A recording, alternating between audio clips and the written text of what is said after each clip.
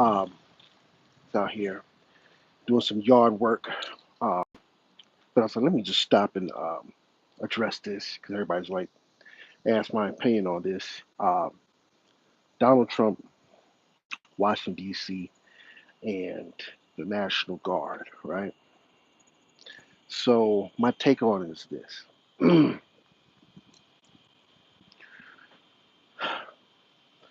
We should have been, when I say we, I'm talking about the black community. We should have been taking care of our own issues, problems, dilemmas, and figuring out what we're going to do to solve all these crimes.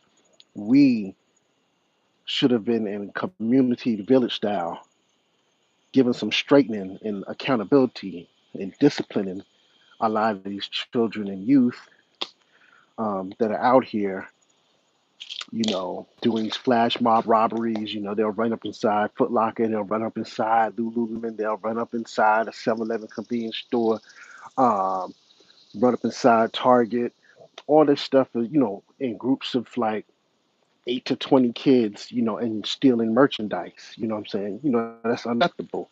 Stop trying to make excuses for this type of stuff. I don't care, what you feel about it. You know that's wrong.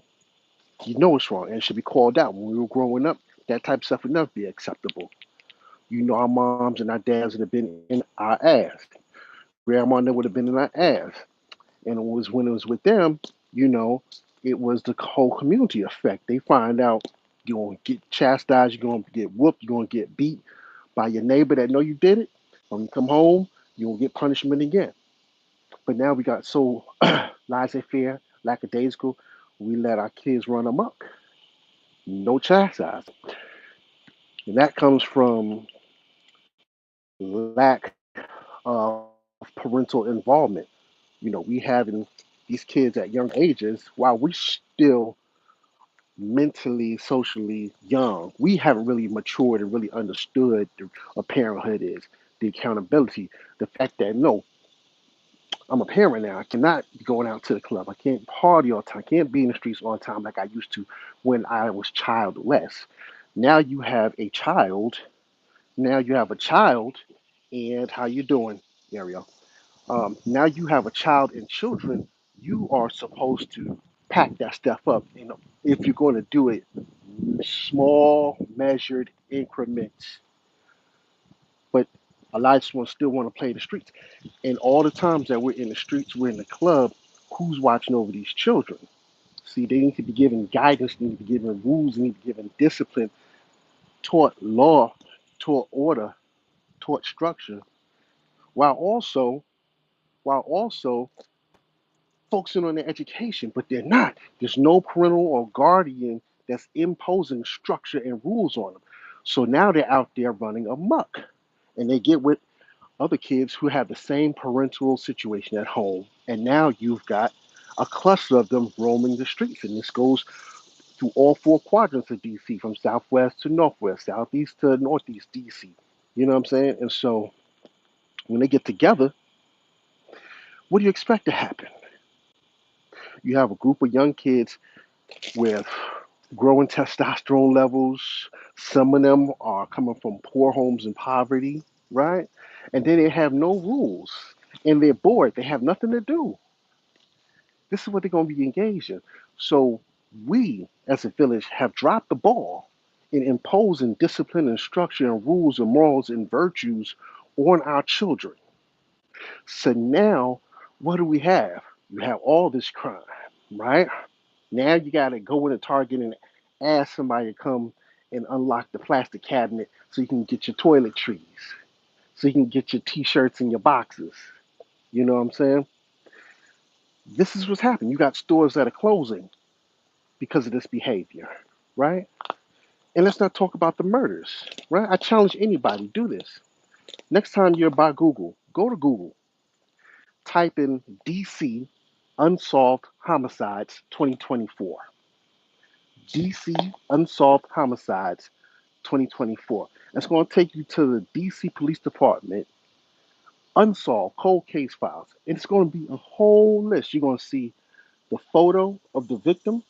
You're going to see where the address where the incident where the person was killed, and a little summary, and you can click on it and get more information. For 2024, you're going to see approximately 120 murders unsolved, right? Now, here's what I want you to understand. DC was once called Chocolate City, right? And blacks had a overwhelming population of DC. We had the dominating percentage. Now, we as blacks are about 47, 48% of DC's population. And whites are just about the same amount. So you have whites at about 47, 48%, blacks at about 47, 48%. But when you look at that list of unsolved homicides, it's 120 cases. There's no white men, no white women murdered. And I'm not saying that I want to see them murdered. I'm telling you, look at the statistics and think about this. If blacks and whites are about half and half, they're about equal in statistics, but there's no white people that were murdered. What does that say about self governance and accountability? When you look at that list, there's probably about 117, 116 black men and women that are murdered, and I think the rest, the other three or four, may be Latino. And the majority, I'd say probably about 110 of them, are black men. What does that say? What does that say? I want you to think about this. There was no Asian men on there. There were no Arab men on there. There were uh, no East Indians on there, right? There were no white people. What does that say? In a city that is half and half. So people are upset that Donald Trump is bringing in the National Guard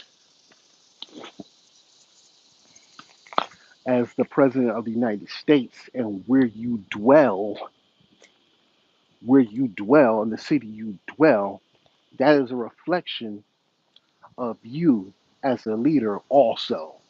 That's almost like saying, hey, come to my house, and I'm like supposed to be the block captain.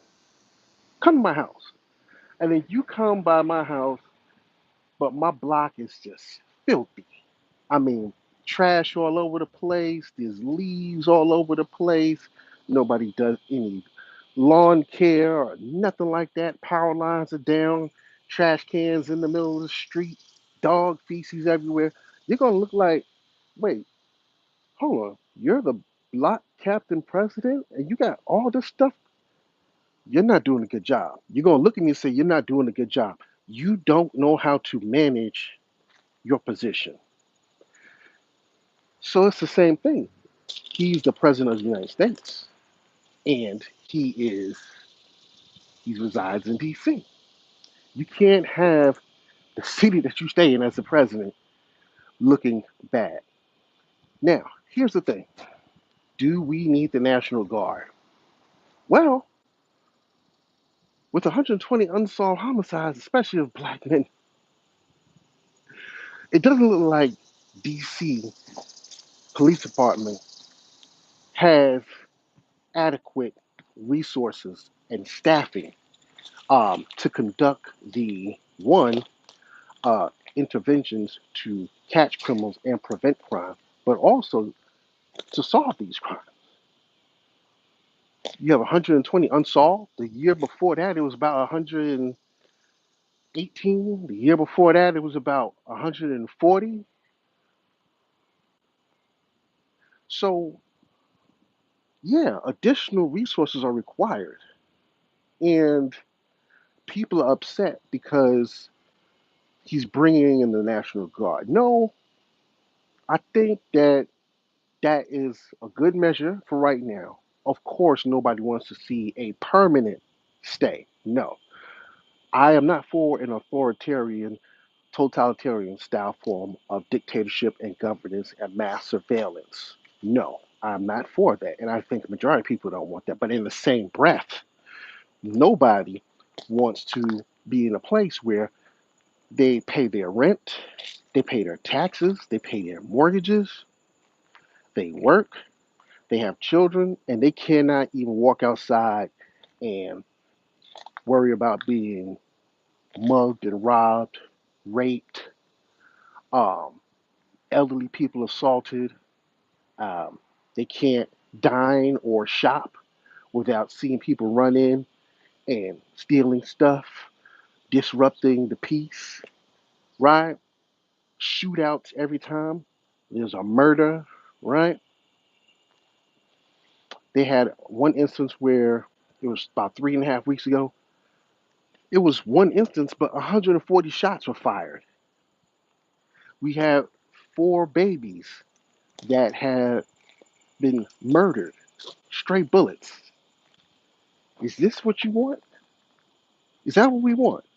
Are we making excuses for dysfunctional behavior? We're making too much excuses and then we're blaming it. We're using race as our cover card to excuse and condone dysfunctional, criminal, illegal behavior, right? We need to be accountable for ourselves so that he doesn't have to. What it is we've let so much dysfunctional behavior go unchecked and unaccountable that it became necessary to bring order and structure back to the city. Sean, what's up? And so now when you look at it, it looked like Trump is being heavy-handed militaristically, right? And call it what you may, but order needs to be back to I'm seeing little kids being shot, murdered, sides. I'm sick of the carjackings and everybody is. You want a place that's peaceful where you can go out and you can dine peacefully, you can have fun peacefully, you can be out with your kids and go walking, have a picnic. Your wife and girlfriend, they can go out, they could do yoga, they can ride the bikes. This is what community is about. This is what you pay your taxes for, and you have safety. Now, we all know that let's not be. I'm not a fool. I am aware that there are crooked cops, there are abusive cops that abuse the power and authority that their badge confers upon them. We know that you have cops with racist ideologies, but that's not all cops, right? But the thing is, we have to hold ourselves accountable and do the work so that nobody does it for us. And I make the perfect analogy is remember when you were little and you know your mother or father will come in and look, I need you to clean up your room, clean this up. You got the bed unmade, you got socks and stuff on the floor, all these papers and stuff here, you got your game cords all around, all your toys. Clean the stuff up, put the stuff up on the shelf, whatever. I'll come back, I'm gonna check on it. And they come back and you haven't done it, or you have done it. And they tell you, look, I told you what I said. Go and clean this stuff up. Da da da da da da. And they let you slide for a little. You get distracted, or you ignore them, or you said you're gonna come. You're gonna do it at your own time. Then you come back one day, and your room is cleaned from top to bottom and organized in a manner that you don't like. Things that you like or value, they've been put someplace else, or maybe even thrown out because your mom or your dad came through and they cleaned it up the way they saw fit, right? Why? Because they asked you to do the cleaning of your own stuff, but you neglected to do it. You didn't want to do it. You didn't prioritize the cleaning of your room. And after a while, somebody had to clean it for you, and you didn't like their method of cleaning. You didn't like their order that they came in. You didn't like the structure they imposed on your living conditions. That's the same thing that's happening right now. So, you know, The other thing is, um, some people feel like, you know, Trump stepping in the National Guard is a power grab. Um, Short, incremental, gradual steps to a police state. Um, it's possible. I'm not going to ignore that. I'm a student of history. We've seen how many authoritarian style dictators, how they achieve power. Gradualism and incremental creep is one of the most strategic methods. You know, make a little move, gain a little territory, and dominate. Advance a little bit, get some more territory, dominate. And what is supposed to be temporary measures turn into permanent measures and permanent situations, permanent endeavors, policies, rules, and law. That is a possibility that we have to look at, um, and also, again, hold accountable and hold Trump accountable to the law of the U.S. Constitution and the rules and call him out on it. But for now, right now it's a 30-day um, proposal that also has to be reviewed by Congress after the 30 days. So that's something that you know we have to be vigilant about to make sure that um, a authoritarian creep isn't what we're dealing with. But I think it's necessary that we have additional resources and help with the troops. Um, for now, I hope during this time people see what's happening and be like, look, you know what? Let's get back to taking care of our community. And the thing is this too. This is what I was also thinking about. See, remember, for a lot of the black communities in a lot of black cities, is see we did our correction and we had our institutions that were really regulating. Like we had the Nation of Islam. Since you made about Louis Farrakhan, Elijah Muhammad, Malcolm X, and everything, but the Nation of Islam, they had the fruit of Islam. They did some form of surveillance. They came out and they actually spoke to the residents of the communities in a peaceful light, but they also came to make sure that there was no crime. They came to give discipline and structure and order. And that helped out in a lot of cities. There's a lot of stories out there. You can Google them or look on YouTube where how they changed a lot of these cities. Um, but two things always happen. You have knuckleheads in communities and gangs that we eventually try to push them out, or you have government intervention that didn't like that and they would try and get them out, right? So we have tried to, we've tried different measures. We also have um, marches and gang interventional groups that have come out and conducted marches. They've tried to get community centers um, and a lot of other things to prevent gang violence and stuff like that. So we have done that, and kudos to all of the um, groups and organizations and nonprofits that have tried their best to do what they can do in situations in cities to prevent what we are seeing now. Uh, but I think, like I said, I think as time has gotten closer to where we are now, a lot of our elders have died off. A lot of them are now older. They're more sick. They're infirm. And as a younger group, a lot of us have gotten very lazy, soft, um, lackadaisical with holding the reins and making sure that we keep that community and village concept. Um, so we have to do that.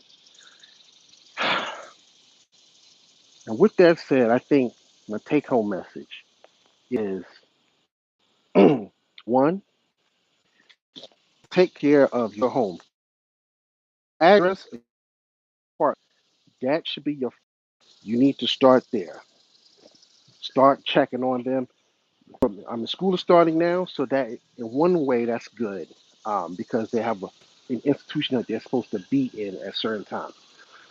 But as soon as they come home from school or you get them from school, they need to be regimented. There needs to be a strict schedule for them to be on, whether it's sports, any extracurricular activities, chess club, physics club, math club, science club, Boy Scouts, karate, whatever sports.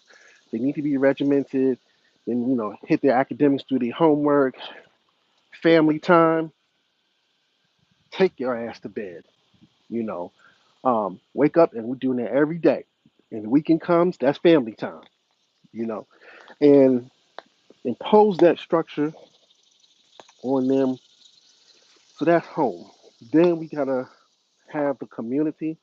Get to know your neighbors. We got to get to know our neighbors, um, so that we can kind of have that governance, that community governance. They may see stuff that we don't see. I may see things that they don't see. I go, hey, look, you know, I don't know if you know this, but look, while you're at work, there's some boys that hanging out there. They're doing this and that and that. Hey, did you know they broke into this place here? Da da da da. Da. Okay, we got to go to our town hall meetings. Um, and we just kind of really we have to regroup, rebrand, hold ourselves accountable. So nobody does complain about external forces coming in our communities because we're doing the work ourselves, and we're not giving anybody an excuse to bring forces in and take control.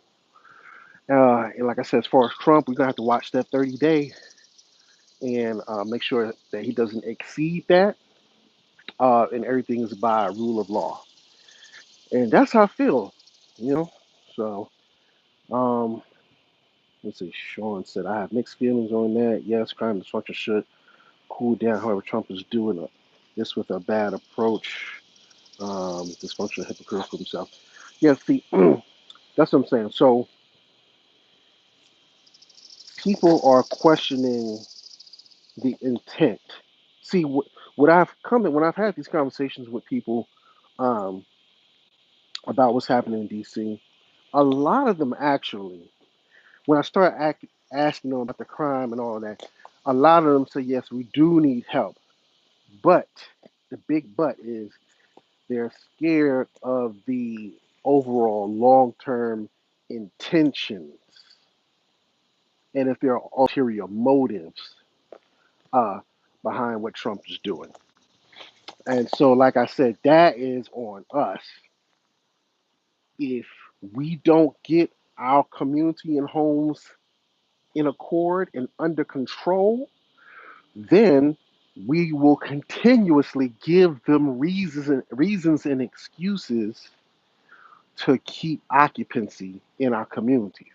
But if we clean up, straighten up, discipline, and structure our communities so that there's no reason for them to be here, then we definitely have a case to plead. To look at the statistics, look at the conditions, look at the environment. We changed up a lot of this stuff right here. I think we got it under control. Right now we don't need y'all. If we need y'all, we'll let y'all know. You know, and I think that's where we're at right now. So, but that's it. Just kind of want to drop my mallet on there. All right, y'all have a good day. Peace.